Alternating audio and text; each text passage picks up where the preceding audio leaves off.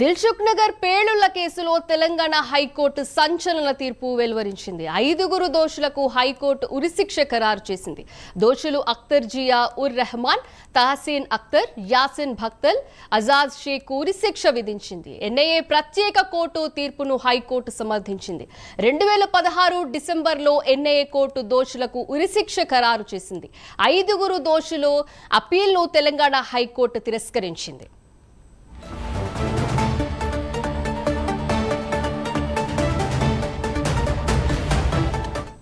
దీని గురించి మరింత సమాచారం మా ప్రతినిధి నాగేంద్ర అందిస్తారు. నాగేంద్ర, చెప్పండి.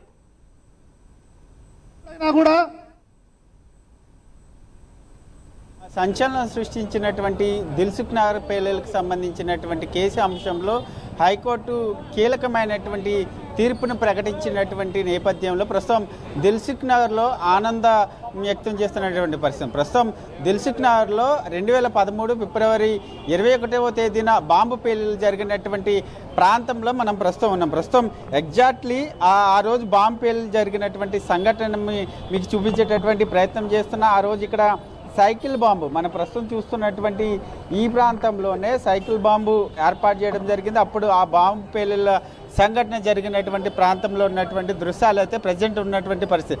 ఆ రోజు ఒక భయానకమైనటువంటి వాతావరణం, ఈ రోజు మాత్రం ఒక ఆనందమైనటువంటి పరిస్థితి అయితే ఇక్కడ ప్రస్తుతం కనిపిస్తుంది. ప్రస్తుతం ఆ రోజు జరిగినటువంటి బాంబు పేలుళ్ల సంఘటనకు సంబంధించినటువంటి అంశంలో ప్రధానంగా ఇక్కడ ఒక బస్ స్టాండ్తో పాటు అదేవిధంగా ప్రస్తుతం ఇక్కడ ఉన్నటువంటి షాపుల పరిధిలోనే మిర్చి షాపులు కూడా ఉండి, అదేవిధంగా ఇక్కడ పూర్తిగా పబ్లిక్ ఉన్నటువంటి నేపథ్యంలో ఆ రోజు జరిగినటువంటి బాంబు పేలుల సందర్భంగా 18 మంది చనిపోతే అదేవిధంగా దాదాపు 130 మందికి పైగా కూడా గాయాలైనటువంటి పరిస్థితి. ప్రస్తుతం ఇక్కడ ఉన్నటువంటి ఆ రోజు సంఘటనలో ఉన్నటువంటి బాధితుల్ని మాట్లాడించేటటువంటి ప్రయత్నం చేద్దాం. చెప్పండి, దాదాపు 2013లో సంఘటన జరిగితే ఈరోజు హైకోర్టు ఏదైతే ఎన్ఐఏ ఇచ్చినటువంటి తీర్పు 5 ఉరిశిక్ష ఇచ్చింది, అదే తీర్పుని సమర్థిస్తూ కూడా కీలక తీర్పు ఇచ్చింది. ఎట్లా కోర్టు తీర్పుని చాలా మేము చాలా కోర్టుకు వారికి థ్యాంక్స్ చెప్తున్నాం. ఈ ఏవన్ మిర్చి సెంటర్ నాది. ఇంతకుముందు మిర్చి సెంటర్ ఓనర్ నేను. ఇంతకుముందు 2016లోనే వాళ్ళకు ఉరిశిక్ష అన్నారు. అప్పటి నుంచి ఇప్పటిదాకా ఉరిశిక్ష తీయలేదు వాళ్ళకి. ఇప్పటికైనా తొందరగా ఉరిశిక్ష తీయాలని కోరుకుంటున్నాం. చాలా చాలా సమర్థిస్తున్నాం. చాలా మంచిగా 5 మందికి తొందరగా ఉరి తీయాలని అనుకుంటున్నాం. మీరు ఆ రోజు సంఘటన జరిగినటువంటి సమయంలో మీది మిర్చి షాప్ ఉంది. ఆ టైంలో ఎట్లా ఉండే పరిస్థితి? దాదాపు 18 మంది చనిపోయారు, 136 మంది పైగా కూడా గాయాలైనటువంటి పరిస్థితి. ఆ రోజు చాలా ఇదంతా రక్తం మడగలిన ఇదంతా చూస్తే మొత్తం ఎక్కడ చూస్తే అక్కడ రక్తము, పైసలు పడిపోయినాయి, చెత్త చెదారము, ఒకళ్ళు చెత్తరం బొత్తరం ఉన్నారు. మా తమ్ముడు ఉన్నాడు, మా బామ్మారిది ఉన్నాడు, మా బాబాయ్ కొడుకున్నాడు. అందరు ఇట్లా మా వాళ్ళకు 5 మందికి చాలా గాయాలైనాయి. మా తమ్మునికి ఈ రోజు కూడా చిటికెన్ వెళ్ళేది అన్నం తినేయాలకి. ఈ వాళ్ళంతా చాలా భయాందోళనలో ఉన్నారు ఈ రోజు కూడా. మరి ఇప్పటివరకు ఏమన్నా మిమ్మల్ని ప్రభుత్వం ఆదుకున్నా?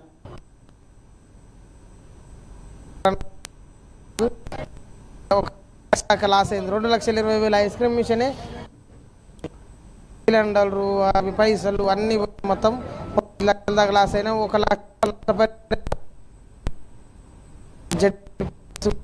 ఇప్పటి వరకు అలా ఈ కోర్టుకు తిరిగితేనేమో అక్కడ కలెక్టర్ ఆఫీస్కి పోమన్నారు. కలెక్టర్ ఆఫీస్కి పోతే రంగారెడ్డి కోర్టు అని తిరిగి అష్టకు వచ్చేసి అప్పుడు ఉన్న బీఆర్ఎస్ ప్రభుత్వం ఇస్తామని చెప్పారు, ఇవ్వలేదు.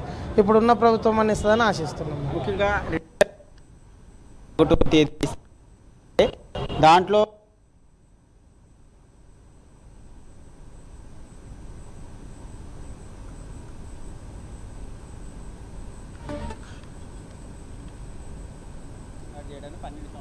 సమయం తీసుకున్నటువంటి పరిస్థితి. ఈ 12 సంవత్సరాల వాళ్ళ కోట్లు పెడతారు. ఆ కోర్టు 12 కోట్లు ఈ 130 మంది ఎవరైతే బాధితున్నారో వాళ్ళకు మనిషికి ఒక్కొక్క లక్ష ఇచ్చినా వాళ్ళకు సంతోషంగా ఉంటారు. వాళ్ళకి తొందరగా ఉరి తీసి ఇంకొక 12 సంవత్సరాలు గడవకుండా ఒక 2 నెలల్లో 3 నెలల్లో ఉరి శిక్ష తీయాలని మేము కోరుకుంటున్నాం. తొందరగా ఉరి తీసి ఉన్న బాధితులకు ప్రభుత్వానికి కోర్టు వారికి కోరుకుంటున్నాం. దాదాపు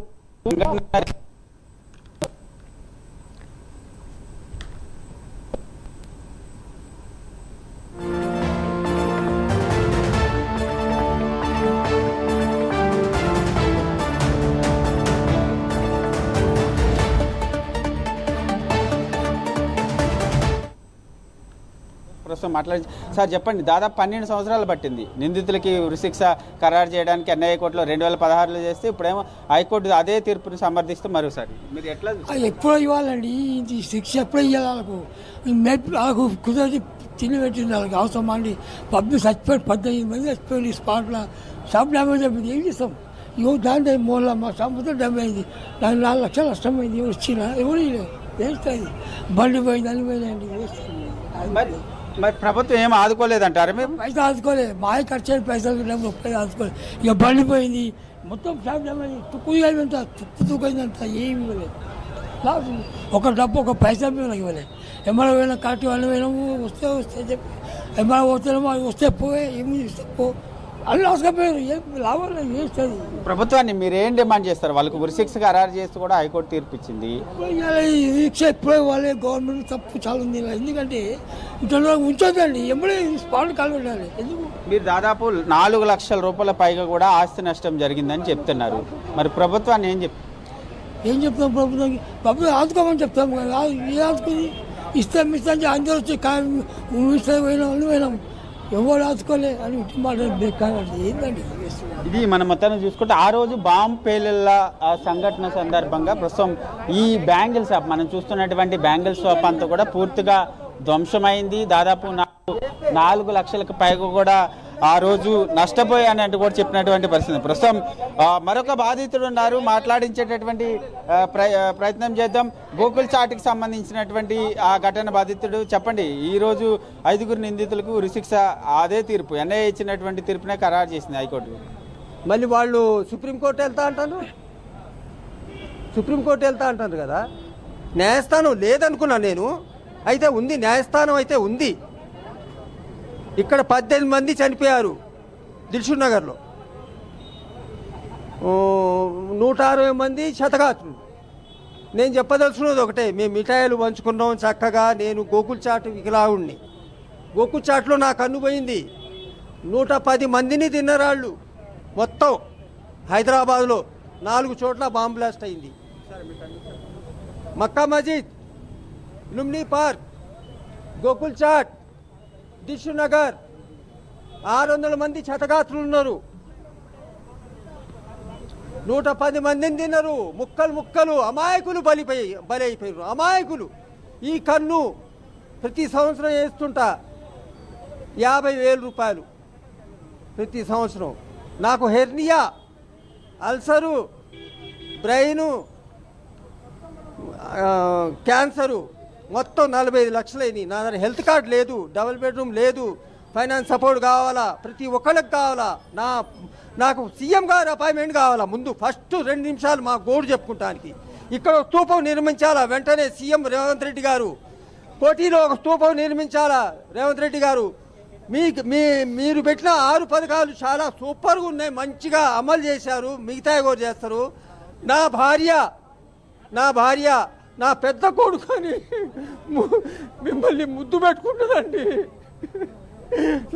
నా పెద్ద కొడుకు రేవంత్ రెడ్డి అని ముద్దులు పెట్టుకుంటుంది. మీరు అమలు చేసిన 6 గ్యారెంటీల గురించి నేను వేరేగా చెప్పట్లేదు. నా పెద్ద కొడుకు, నాకు 75 సంవత్సరాలు కాబట్టి నాకు మీ అపాయింట్మెంట్ కావాలి రేవంత్ రెడ్డి గారు. మీరు మళ్ళీ సీఎంగా ఉండాలి. నేను చచ్చినంత వరకు మా దీవెనలు మా అందరి దీవెనలు మీకు ఉంటాయి రేవంత్ రెడ్డి గారు. ఒకటే, అందరూ బాగుండాలి. పోలీసులు, సోషల్ మీడియా, డాక్టర్స్, లాయర్స్ అందరూ బాగుండాలి. న్యాయస్థానం ఉందని నమ్మిన రేవంత్ రెడ్డి గారు, మీ అపాయింట్మెంట్ నాకు ఇప్పించండి రేవంత్ రెడ్డి గారు. ఒకసారి 2 నిమిషాలు నా గోడు చెప్పుకుంటా. నాకు బతికించేది సోషల్ మీడియా వాళ్ళే. మేము ఉన్నామని ముందుకొచ్చి ధైర్యం చెప్తాను సోషల్ మీడియా వాళ్ళు ఉండబట్టే ఈ రోజు వరకు నేను బతుకున్నా. 75 సంవత్సరాలైనా మేము ఉన్నాం, మేము తీసుకెళ్తాం అంటాను. కానీ వాళ్ళు తీసుకెళ్ళకపోయినా నేను హ్యాపీగా ఫీల్ అవుతున్నా. మాకు ధైర్యాన్ని కల్పిస్తున్నారు. కాబట్టి రేవంత్ రెడ్డి గారు, మీరు ఎట్టయినా నేను చెప్పిన డిమాండ్స్ ఒప్పుకొని అందరికీ న్యాయం చేయండి రేవంత్ రెడ్డి గారు. మీ ప్రభుత్వం ఉండాలా రేవంత్ రెడ్డి గారు. భారత మాతాకి జై. మొత్తాన్ని చూసుకుంటే ఆ రోజు ప్రస్తుతం చూడొచ్చు ఇక్కడ తీర్పు వచ్చినటువంటి నేపథ్యంలో వీళ్ళంతా కూడా స్వీట్లు పంచుకుంటూ కూడా సంబరాలు చేసుకుంటున్నటువంటి పరిస్థితి అయితే ఉందో. ప్రస్తుతం ఇక్కడ ఉన్నటువంటి మాట్లాడి మాట్లాడించేటటువంటి ప్రయత్నం చేద్దాం. చెప్పండి, ఈరోజు దిల్సుఖ్ నగర్ బాంబు పేలుళ్లకు సంబంధించి కీలకమైనటువంటి తీర్పు వచ్చింది. ఏ విధంగా? ఈరోజు మేము చాలా ఆనందంగా ఉంది. అప్పుడు నేను చిన్న పిల్లగానే ఉండే, ఇక్కడ బాంబ్లాస్ అయినప్పుడు నేను అప్పుడు కొత్తపేటలో ఉండే. బాంబ్లాస్ అయినప్పుడు కూడా ఇక్కడ వచ్చిన అందరు భయాందోళన ఉరుకుతుండ్రు. నేను ఇక్కడ ఉండి పోలీసు వాళ్ళకి సహకరిస్తూ ఆ బాడీలో అంబులెన్స్లో కూడా ఎక్కించాం. ఎక్కడ చూసినా చెల్లా చెదురులో పడ్డాయి. చాలా రోజులు ఇక్కడ నిల్చోవాలంటే ఎవరైనా భయపడుతున్నాయి. ఈరోజు ధైర్యంగా ఉంది అందరికీ. అంటే బాంబ్ బ్లాస్ట్ ఎవరు చేసినా సరే ఎంబడే ఎన్కౌంటర్ చేయాలి. ఈరోజు ప్రధాన నిందితుడు రియాజ్ ఇంకా పరారులో ఉండు. అతను కూడా బహిరంగంగా ఎన్కౌంటర్ చేస్తే ధైర్యంగా ఉంటుంది. ఎప్పుడైనా సరే రేపీస్లో కానీ బాంబ్ బ్లాస్ట్లో వేరే వాళ్ళని డ్యామేజ్ చేసే వాళ్ళని వెంటనే ఉరిశిక్ష చేయాలని మేము కోరుకుంటున్నాము. 12 సంవత్సరాలు పట్టింది ఈ తీర్పు రావడానికి. మళ్ళీ పైకోర్టుకు పోయేటటువంటి అవకాశం ఉంది. ప్రస్తుతంగా అసలు పైకోటి పోవడానికి కూడా ఆలోచన చేయొద్దు. వెంటనే ఉరిశిక్ష చేయాలి. ఆడ అంతమంది ప్రాణాలు 18 మంది ప్రాణాలు చంపినాక ఇంకా కోర్టులు అంతగానం వాయిదాలు ఎందుకు ఇస్తున్నారు? ఎంబడే ఉరిశిక్ష చేస్తే అయిపోతుంది కదా. ఇంకోసారి ఎవరైనా ముందుకు రావడానికి భయపడతారు. వెంటనే ఎవరైనా సరే ఉరిశిక్ష చేయాల్సిందిగా మేము కోరుకుంటున్నాము. ఈ మొత్తాన్ని చూసుకుంటే ప్రతి ఒక్కరు కూడా ఆనందం చేస్తున్నారు. ముఖ్యంగా సంఘటన జరిగి ఆ గాయాలైనటువంటి బాధితులందరినీ కూడా మనం ఇప్పటి వరకు కూడా మాట్లాడినటువంటి ప్రస్తుతం ఈ ప్రాంతం అంతా కూడా 2013 ఫిబ్రవరి 21లో ఒక భయానకమైనటువంటి వాతావరణ పరిస్థితులు నెలకొన్నటువంటి పూర్తిగా ఆనందం వ్యక్తం చేస్తున్నారు. ఎవరికి వాళ్ళు స్వీట్లు పంచుకుంటూ కూడా వారంతా కూడా తమ ఆనందాన్ని వ్యక్తం చేస్తున్నారు. హైకోర్టు ఇచ్చినటువంటి తీర్పుని వెంటనే పైకోర్టుకు వెళ్లకుండా 5గురికి వెంటనే ఉరిశిక్ష విధించాలంటూ కూడా వారంతా కూడా ఒకటే డిమాండ్ చేస్తున్నారు. దాంతోపాటు బాధిత కుటుంబాలకి ఏదైతే 18 మంది చనిపోయారు ఆ కుటుంబాలని ప్రభుత్వం ఆదుకోవాలి. అదేవిధంగా 130 మందికి పైగా కూడా ఆ రోజు తీవ్ర గాయాల పాలైనటువంటి నేపథ్యంలో ఆ కుటుంబాలను అన్నింటినీ కూడా ప్రభుత్వం ఆదుకోవాలంటూ కూడా చెప్తున్నటువంటి పరిస్థితి అయితే కనిపిస్తుంది. ప్రస్తుతం మనం ఇప్పుడు మాట్లాడించినటువంటి ప్రతి ఒక్కరు కూడా ఆ రోజు సంఘటన ప్రాంతంలో ఉన్నారు. ఆ ప్రాంతంలో వారంతా కూడా తీవ్ర గాయాలైనటువంటి పరిస్థితి ఉంది. ప్రస్తుతం మిర్చి షాప్ మనం ఇప్పటి వరకు కూడా మాట్లాడించాం. ఈ మిర్చి షాప్ దగ్గర అదేవిధంగా గాజులు బ్యాంగిల్స్కి సంబంధించినటువంటి స్టోర్, ఈ 2 షాపుల మధ్యనే ఆ రోజు సైకిల్ బాంబు అమర్చడం జరిగింది. సైకిల్ బాంబు పేలిన తర్వాత ఇక్కడంతా కూడా భయానకమైనటువంటి వాతావరణం. అదేవిధంగా ఇక్కడ దాదాపు 18 మంది చనిపోయినటువంటి పరిస్థితి ఉంది. ప్రస్తుతం 5గురికి వెంటనే ఉరిశిక్షని వేయడంతో పాటు ఎవరైతే పరారీలో ఉన్నాడో రియాజ్ బత్కల్ని కూడా వెంటనే పట్టుకొని అతన్ని ఎన్కౌంటర్ చేయాలనేటటువంటి డిమాండ్ అయితే ప్రధానంగా ఉంచి